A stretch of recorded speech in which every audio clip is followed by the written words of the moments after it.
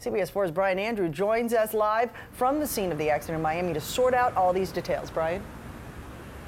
Carlos Jimenez Jr. carpooling home from work late last Wednesday night with a coworker. They're stopped here at the intersection of Lejeune and Flagler when suddenly, boom, there's an accident. But it's what happened next that the mayor's son says, that accident, the aftermath, that he finds so disgusting and dishonest. At first glance, it seems like your average Miami traffic crash. It took maybe half a second, but it felt like 5 minutes just sitting there waiting for the car to impact us. But then there was this. The people in the car at fault suddenly playing musical chairs, as the mayor's son put it, to confuse the facts of who was behind the wheel. The gentleman was actually driving the car, and there were other two ladies in the car, one of which jumped into the driver's seat. I saw with my own two eyes it was the gentleman that was in the car who was driving it and drove it right into us. I remember seeing him hit me, so I can see through his windshield as he impacts my car. He was behind the wheel? Without a doubt. And Carlos sees him do the switch because I can't get out of my door. Police arrested Maricari Martinez, who told them she was visiting from Cuba for 2 days. No, she didn't have a driver's license or valid ID on her at the time of the wreck. She was cited for no valid driver's license, careless driving, and no proof of insurance. Alan Alfonso, the Mercedes owner who was in the car with Martinez and her mother, was cited for permitting an unauthorized driver to drive. At some point, they even tried to flee the scene, and I pointed at the cameras that are both sides of the intersection, saying, look, those cameras are capturing everything that's happening here. We followed the police report to this address here near Miami Gardens for Alan Alfonso, the owner of the black car involved in the accident with the mayor's son. And the lady who answered the door says he doesn't live here anymore. The mayor's son says the police and insurance companies are now having a hard time finding Alfonso and his visiting friends from Cuba. Hopefully the right person now is going to be prosecuted for driving the car. We couldn't reach anybody at the Miami Police Department tonight who could tell us whether or not there will be additional charges filed. As for the mayor's son, he is laying low, convalescing, trying to feel better, dealing with a concussion and a head injury.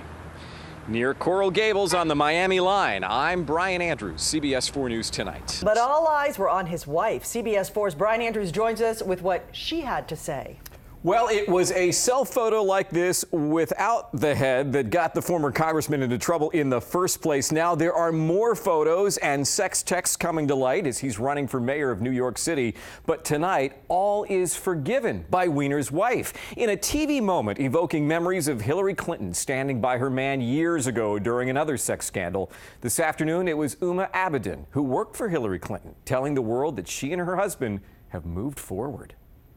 I said there were more things out there. And there apparently are more lewd pictures, more sex texts that Anthony Weiner sent to a 22-year-old woman from Arizona in an online relationship that started last summer after his stint in sex rehab, where TheDirty.com reports he used the alias of Carlos Danger. Sadly, my pics are out there to look at. Have you ever? He reportedly wrote. Yes, and I must say I was quite impressed, she reportedly replied in one of the clean exchanges we can show you. People have a right to say whatever they want, and I brought that upon myself. Anthony's made some horrible mistakes, both before he resigned from Congress and after. But I do very strongly believe that that is between us and our marriage.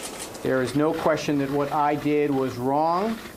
This behavior is behind me. I've apologized to my wife, Huma. Our marriage, like many others, has had its ups and its downs. It took a lot of work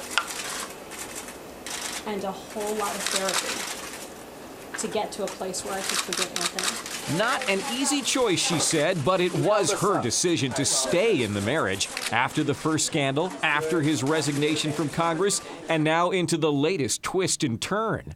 I love him. I have forgiven him. I believe in him. And as we have said from the beginning, we are moving forward. At that news conference, Weiner says he is not dropping out of the race for mayor. The primary is 7 weeks away, at which time Weiner, I can't resist, hopes he'll be the winner. I'm Brian Andrews, CBS 4 News Tonight.